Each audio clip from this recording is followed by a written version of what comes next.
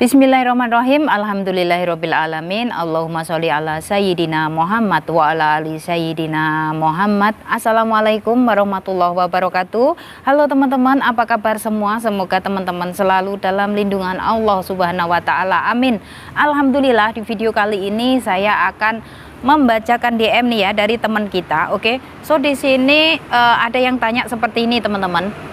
Mbak, emang berapa lama kalau di agensi Singapura dan sampai dijemput majikan? Nah, di sini ya buat kalian semuanya yang mungkin nanti dari Indonesia sudah terbang, misalkan ya besok mau terbang ke Singapura seperti itu kan.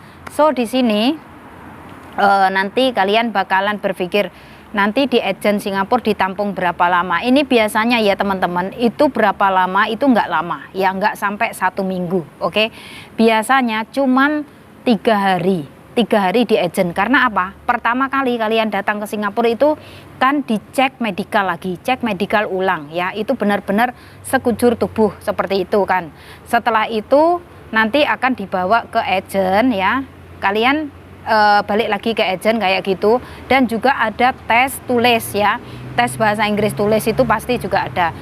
Nanti setelah semuanya selesai ya, kalian bakalan dibawa lagi ke agen, dan setelah itu majikan kalian bakalan datang untuk mengambil kalian.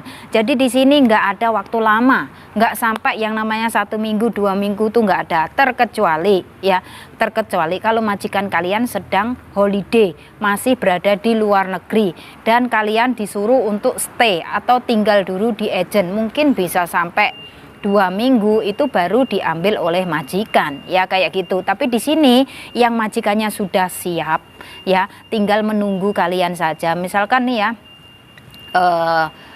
datang ke Singapura hari Sabtu ya, Sabtu paling-paling nanti Senin pagi sudah atau Senin siang sudah diambil sama majikan seperti itu. Jadi nggak ada yang namanya sampai 1 minggu sampai 10 hari, itu nggak ada. Di sini di Singapura tuh prosesnya cepat kalau nanti misalkan kalian benar-benar lewatnya PT ya. Karena apa?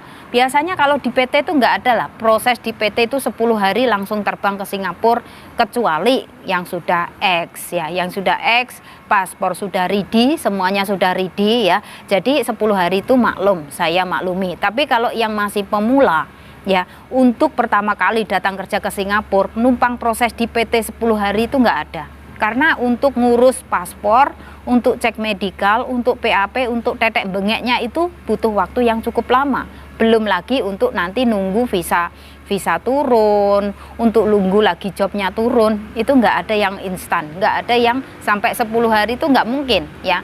Paling lama itu saya bisa targetkan ya, paling cepat lah ya, paling cepat itu sekitar 1 bulan, itu paling cepat untuk pemula ya. Itu paspornya sudah ready, cek medical ready pokoknya ya, PAP, terus kalian tinggal nunggu penerbangan, itu 1 bulan ya. Tapi kalau misalkan yang pemula kok numpang proses di PT cuman 10 hari, itu nggak mungkin ya. Pasti itu lewatnya jalur ilegal kayak gitu. Karena apa? Untuk proses kerja ke Singapura sendiri nih ya, kalau lewat PT mungkin ya buat yang X atau buat yang pemula ya, itu memang yang paling cepat itu 1 bulan ya. Yang paling lama itu 3 bulan atau 3 bulan lebih. Kadang ada yang sampai 4 bulan, itu memang sudah parah ya. Dari sini kalian jangan sampai menyerah ya Mbak, terus dan selalu berdoa. Jangan sampai kalian menyerah, terus kalian putus asa, akhirnya pulang dalam arti mengundurkan diri. Kalau kalian sudah mengundurkan diri, itu kalian bakalan didenda oleh PT Mbak, karena kalian sudah numpang proses di PT ya. Numpang proses itu kalian sudah ikut cek medical, sudah bikin paspor, wah dendanya lumayan gede Mbak. Kalian bakalan kenakan denda yang mungkin 8 juta, mungkin 10 juta oleh PT. PT itu di situ ya, kalian sudah numpang tidur, numpang makan, numpang nyuci baju, itu semua nggak ada yang gratis, semuanya itu juga butuh biaya ya. Jadi dari sini buat teman-teman saya semuanya yang masih ada di PT, yang masih lama ya, masih 3 bulan, 2 bulan lebih, jangan menyerah Mbak ya.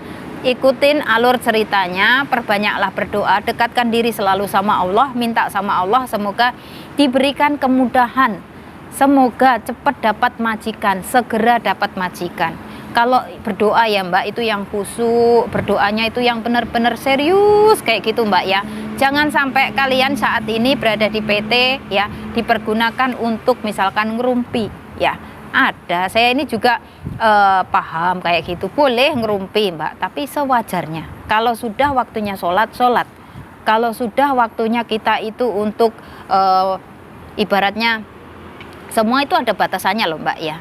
Orang rumpi itu ada batasannya, orang main HP itu ada batasannya, orang namanya sehat itu ada batasannya, orang hidup ini aja juga ada batasannya, semua kesuksesan juga ada batasannya ya, kayak gitu. Jadi di sini buat teman-teman saya semuanya, saya sarankan ya, mungkin saat ini kalian sudah merasa jenuh tinggal di PT, mungkin saat ini kalian sudah merasa bosan tinggal di PT, ayo Mbak, sholat.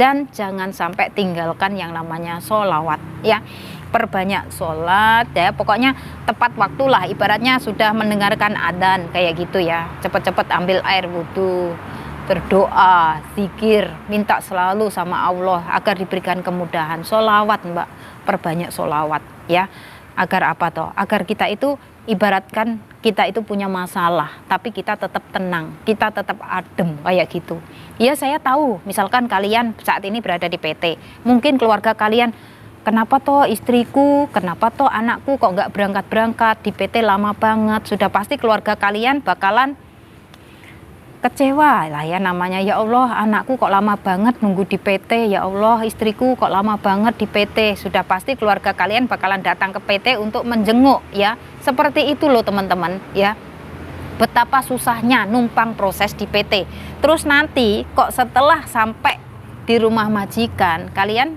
baru aja kena sedikit omongan kasar, kalian sudah minta yang namanya pindah, kalian ngomong sama majikan, Mem, saya mau minta pindah, saya mau minta transfer, saya nggak betah.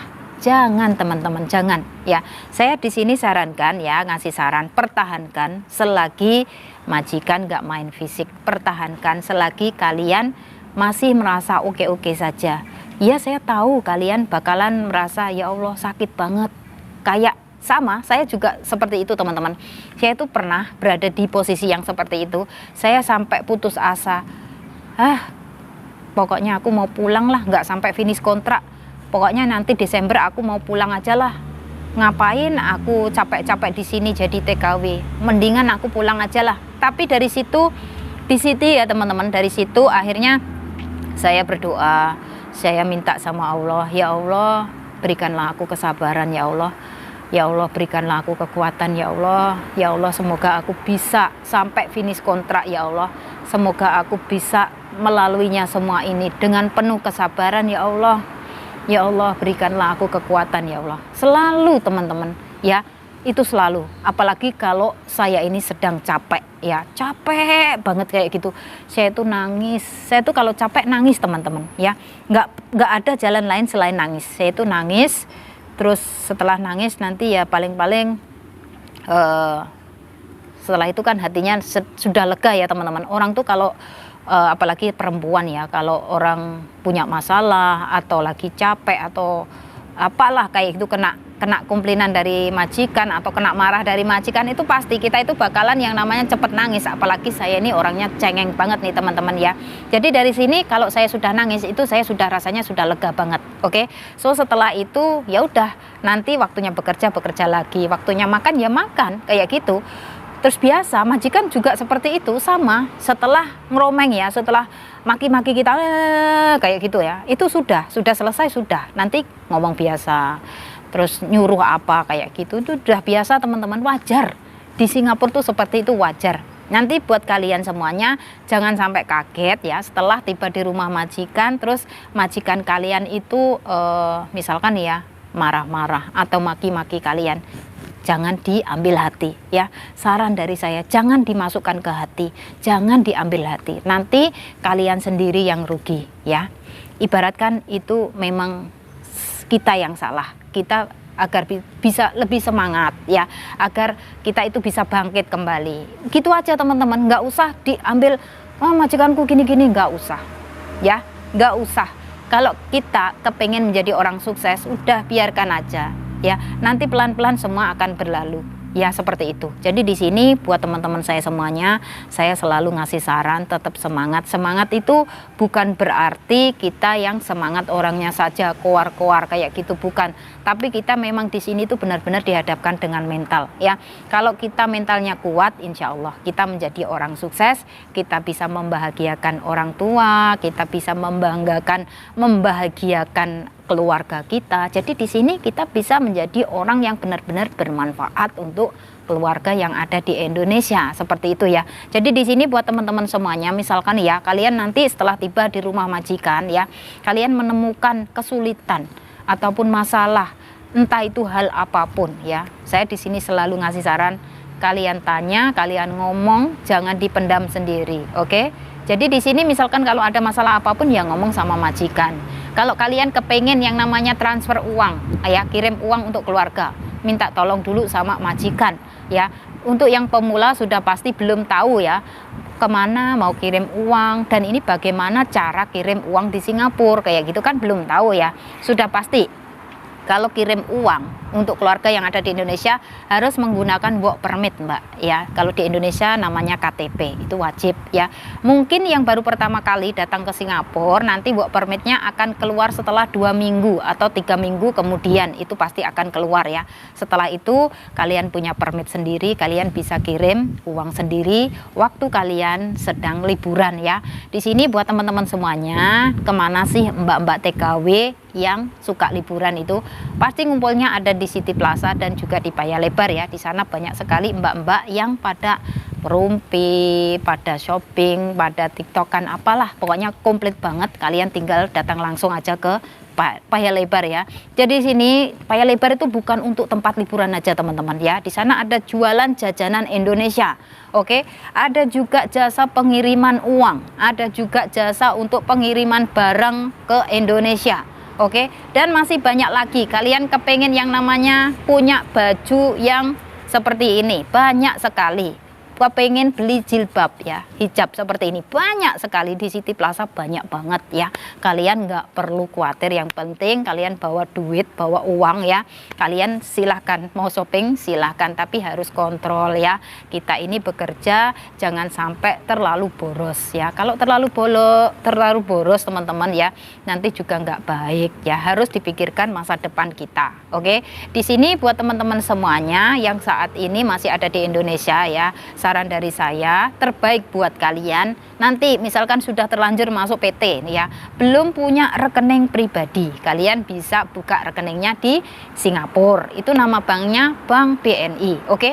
Dan bagaimana cara bukanya? Itu cara bukanya Mbak ya, kalian datang aja langsung ke City Plaza. Oke, persyaratannya cukup bawa paspor, work permit dan juga uang 110 saja ya.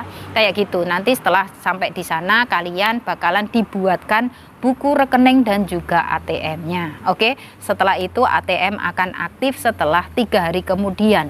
Setelah ATM-nya aktif ya, kalian wajib yang namanya mengganti nomor PIN. Untuk menggantinya kalian harus datang ke Raffles Place. Kalian harus naik MRT itu ya, yang warnanya green color ya, warna hijau. Oke, so dari sana kalian bisa cek di video-video saya, tutorialnya sudah saya buatkan alamat Bank BNI di Singapura. Kalian bisa cek di video saya. Semoga saja bisa bermanfaat dan bisa menuntun kalian untuk bisa sampai di Raffles Place. Oke, setelah sampai di Raffles Place kalian bisa minta mbak-mbaknya Indonesia itu minta tolong ya, Mbak bagaimana sih cara mengganti PIN baru ini. Oke, kalian bisa minta tolong untuk diajarin kayak gitu ya. Setelah itu kalian harus catat tuh nomor PIN, jangan sampai lupa.